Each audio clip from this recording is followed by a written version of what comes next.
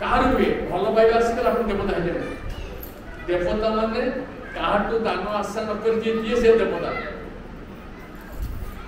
ଠାକୁର କହିଲେ ତମେ ମନୁଷ୍ୟ ହୁଅ। ବାରମ୍ବାର କହୁଛନ୍ତି ଆମେ ଆପଣ ଏଥିରେ ପଢୁଛନ୍ତି ଏଇ ଗୋଟେ ପଢୁଛନ୍ତି ସେଥିରେ ପଢୁଛନ୍ତି ମନୁଷ୍ୟତ୍ୱ ଲାଭ କର। ଆମେ ମଣିଷ ହେଇନାହିଁ, ଠାକୁରଙ୍କ ସନ୍ଦେହ ଆମେ ମଣିଷ ହେଇନାହିଁ। କାହିଁକି ହେଇନାହିଁ ନା ମଣିଷକୁ ଦିଆଯାଇଥିବା କର୍ମ ଆମେ କରୁନାହିଁ। ଆମେ କେବଳ ଉଚ୍ଚାରଣ ଶୁଦ୍ଧ ହେଇଛେ, ଆଚରଣ ଶୁଦ୍ଧ ହଉନାହିଁ।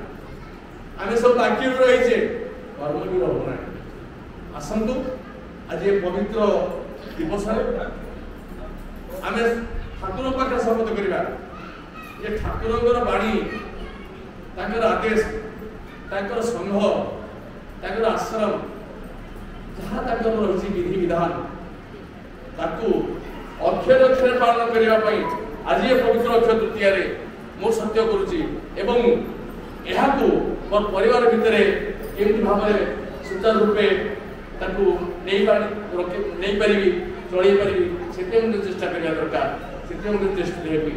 କେବଳ ଯୋଉଟା କହିଥିଲି ଯେ ଯଦି ଆମେ ବିପଦଗାମୀ ହେଇଯାଏ, ଆମେ ତ କଷ୍ଟ ପାଏ, ପଛରେ ଯନ୍ତ୍ରଣା ପାଏ, କିନ୍ତୁ ବେଶୀ କଷ୍ଟ ସେ ପାଏ।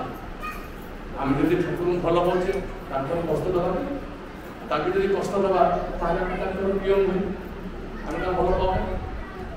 ମୁଁ ତାର କହୁଥିଲି ଭଲ ପାଇବାଟା କେତେ କହୁଥିଲେ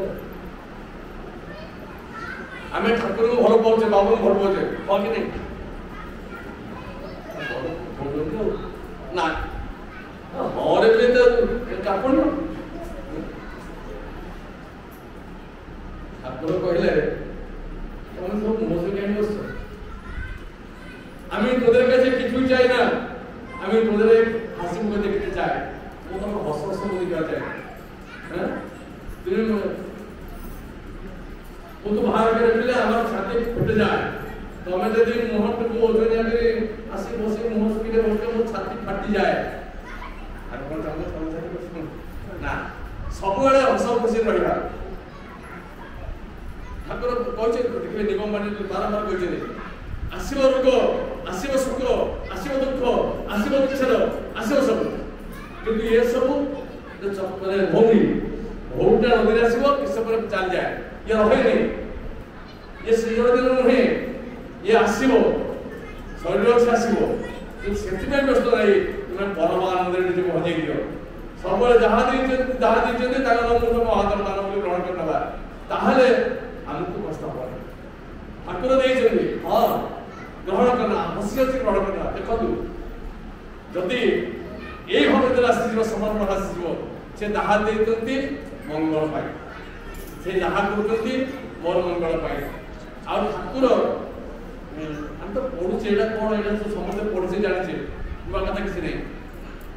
ତୁମେ ପରା ହିନ୍ଦୁ ସନ୍ତାନ ପାରିବ ବି ଦେଖାଇ ସୁଖୀ କେବେ ଇଏ ସଂସାରରେ ସତ୍ୟ ଧର୍ମକୁ ନେଇ। ଧାର୍ମିକ ମାତ୍ରେ ହୁଅନ୍ତି ଦୁଃଖ କଷ୍ଟରେ ବିଷ୍ଟ, ଜାଣୁଛ କି ମତେ ଭୋଗିଲେ ନା ଯନ୍ତ୍ରଣା ଗରିଷ୍ଠ। ହଁ ପାଣ୍ଡବ ଦ୍ରୌପଦୀର ଅଭିନୟ ଶ୍ରୀକୃଷ୍ଣ ଆଶ୍ରୟ କମଳା ଶୈଳେ କଷଣ ବେଦିନରେ ନିର୍ଭୟରେ ମନରେ ଶଙ୍କା ନାହିଁ, କଷଣ ସହିଛନ୍ତି।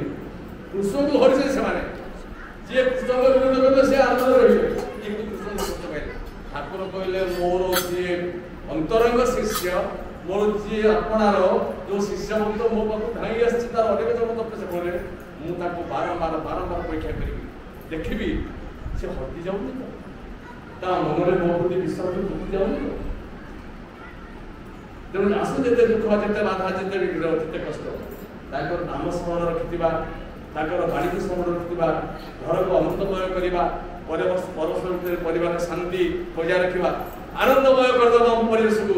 ଯାହାକୁ ଦେଖି ଆପଣଙ୍କର ଯଦି ପରିବେଶ ଆନନ୍ଦମୟ ହେଲା, ଯୋଉ ଭାବ ବିନିମୟ କରେ, ସେଇଥିରେ ଆସିବ ଯେ ତାଙ୍କ ପରିବେଶଟା କେତେ ଭଲ ଅଛନ୍ତି, କେତେ ଖୁସି ରହୁଛନ୍ତି, ଆମେ କାହିଁ କୋଉଠି ଆମେ ସତର୍କ କରିବା। ତେଣୁ ଆଜି ଆମେ ସମସ୍ତେ ଠାକୁରଙ୍କୁ ଚେଷ୍ଟା କରିବା ଯେ ଆମରି ପରିବାରକୁ ଆମେ ଅମୃତମୟ କରିବା।